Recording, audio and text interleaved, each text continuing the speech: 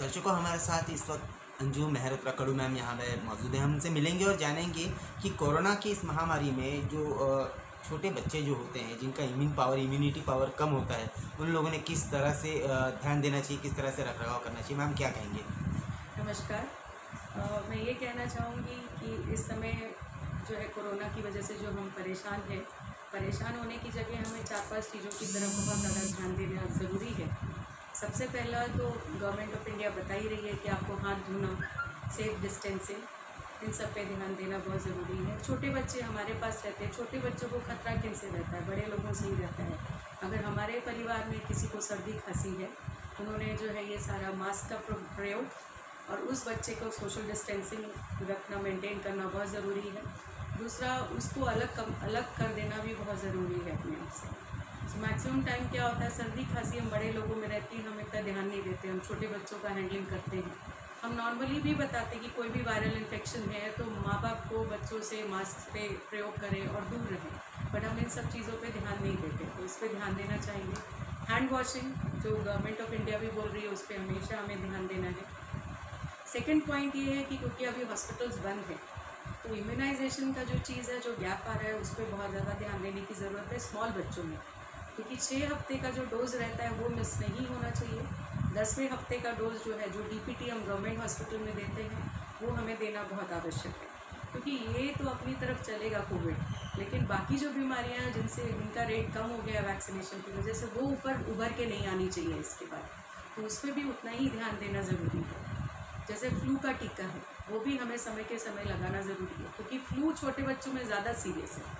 Covid की अभी seriousness इतनी नहीं है, छोटे बच्चों में पकड़ में नहीं आ रही है अभी भी। तो पहला जो बीमारियां जिनसे ज़्यादा तकलीफ हो सकती है, जैसे मीज़ल्स है, गोवर जिसको कहते हैं, उससे भी बचाना बच्चों को बहुत ज़्यादा ज़रूरी है। तो ये थर्ड पार्ट ये है कि हमारा न्यूट्रिशन जो छोटे बच्चों के लिए इम्पोर्टेंट है, जिस पे हमारा ध्यान नहीं जाता है। तो वो जो बच्चे 6 महीने के ऊपर आ गए हैं, उनको आप सही टाइम पे, क्योंकि डॉक्टर की अब एडवाइस नहीं मिल पा रही, आहार डालें, जैसे लिक्विड से जो है अन्य सीरियल वाले आहार पे लेकर आएँ उनको, और वो भी 4-7 पे डालें।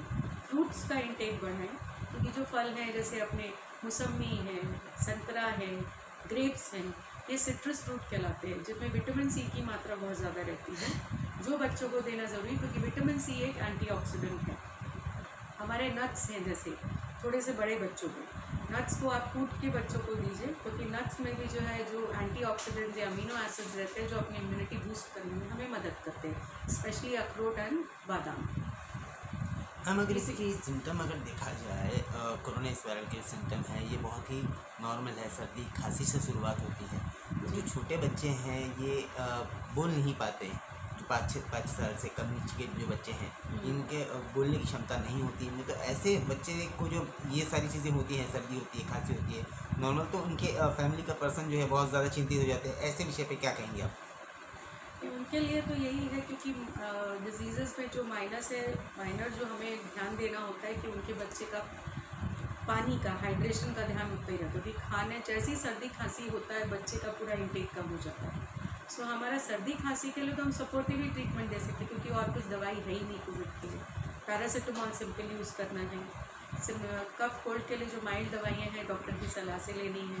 थर्ड पॉइंट है कि एंटीबायोटिक की तरफ नहीं भागना है, जो बहुत बड़ी गलत चीज़ है। एंटीबायोटिक से पूरा अपना इम्यून सिस्टम ऑल्टर हो जाता है। जो हमारे नॉर्मल बैक्टीरिया रहते हैं पेट के अंदर, जो हमें इन्फेक्शन से लड़ने में हेल्प करते हैं, वो ऑल्टर हो जाते हैं।